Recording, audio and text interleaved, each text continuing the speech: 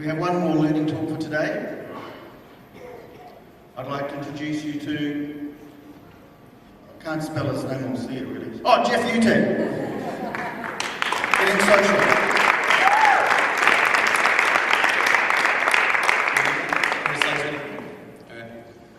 All right.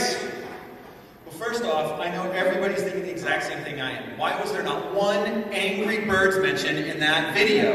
Right? I was waiting for some kid just to go, ha ha, yeah! I just don't get this, right? So we're going to talk a little about getting social today, and my story starts at Pizza Hut. Which, just to remind you, we're going to start in 1985, and if you want to remember what 1985 looks like, this was your technology. You show this to, and there's probably some teachers that are in the audience that don't understand how what these two things have in common, I'm sure. But in 1985, this is what we were dealing with, right? And the story that I want to start today starts in that time period. In Pizza Hut, with a product manager named Steve Case. In 1985, Steve Case is actually introduced at a party to the CEO at the time of Control Video Company, who makes the cartridges for the Atari 2600. Raise your hand if this is the best game you said, right? Yes. Right? And, okay, first, I gotta stop. I love this thing, right? Like, this was the, do you remember you got to take the cartridge out and, like, blow in it? Remember that? That was how you fix technology, right? God, I love that gaming system. Why don't I still have it? All right, so back here. So Steve Case is hired as for Control Video, and over the next couple years, he goes up through the ranks. And in 1991, he changes the name to a company you might know, AOL.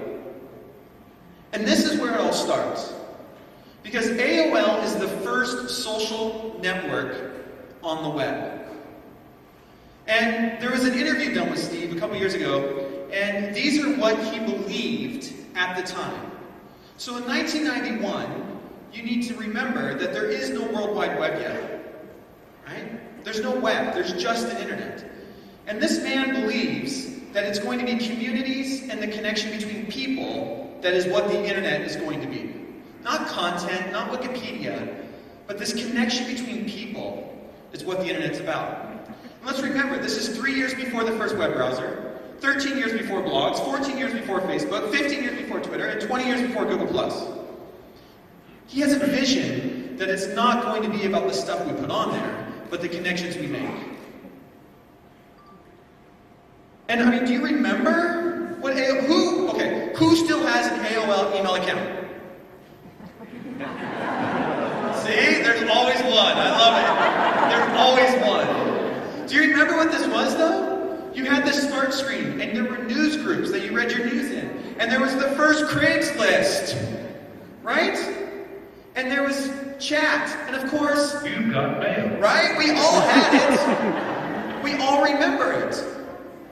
And then in 1997, the change started.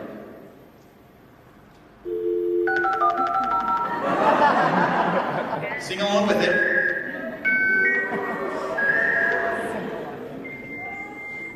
I'm letting it play the whole way.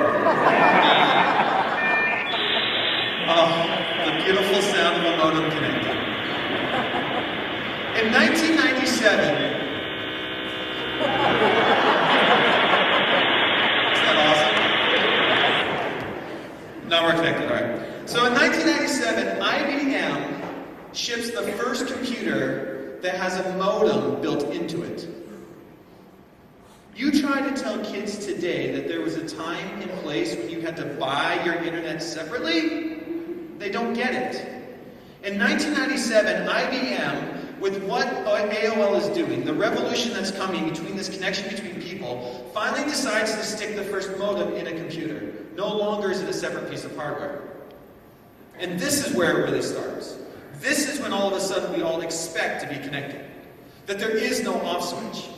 We fast forward 21 years today, and we've got it everywhere. I mean, it's on planes, trains, and automobiles. Right? In 2014, Mercedes-Benz will release a car that has a hotspot in it. You will be connected everywhere. We already are. Right? And the thing is, we want it. We expect it. We expect that everywhere we're going to go, there's going to be a connection. Do you remember there used to be a time when you had to find a hotel that had Wi-Fi? Now, what do now? We search for the one that doesn't have it so we can disconnect. We live in a different time period. We live in a place that's always on. And what's crazy for me is we have grown up through these changes. I can't imagine what it's like for a student today who's born with this. Who's born in a time when there is no off switch.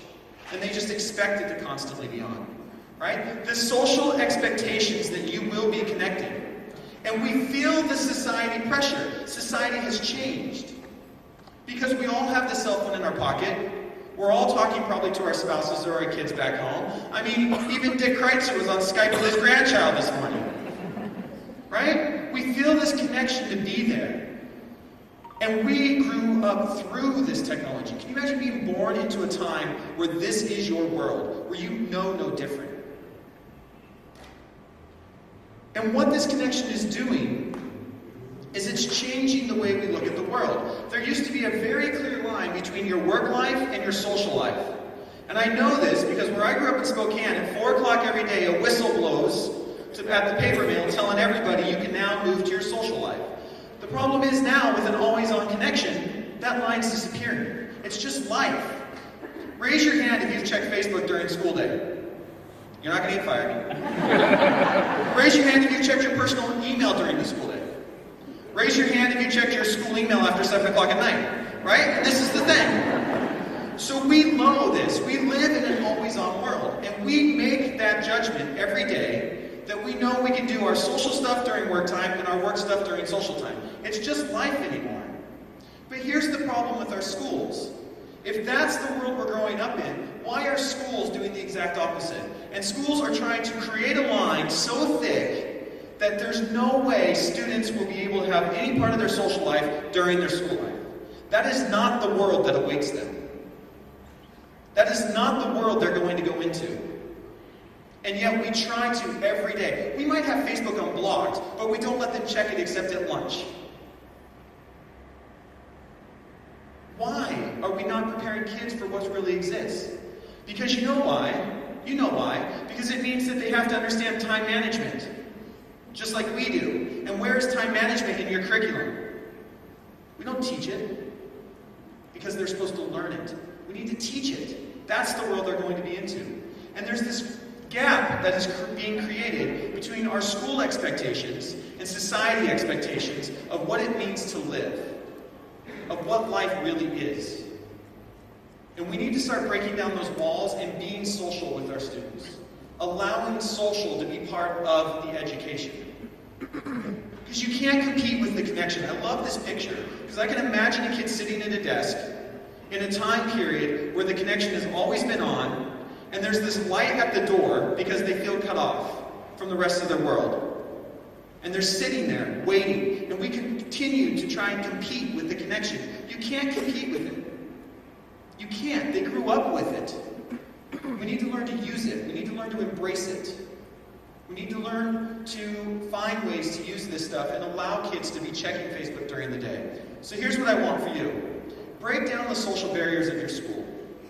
Give kids a 10-minute Facebook break during the middle of the day if you need to. Right? Get social with each other. This conference has always been founded on the idea of social. That's why there's social events, that's why there's networking, that's why there's conferences. That's what this conference has always been founded on. Get social with each other this last day. Get social with students. Find ways to get social. There's all kinds of ways we can do it. We've got Foursquare and Twitter and Facebook. There's all kinds of ways we can do this and embrace kids and help them understand the world that they're going to go into. And lastly, live life. You do not need to apologize for always being connected. It is the world we live in. It's the world of today, and we need to embrace it.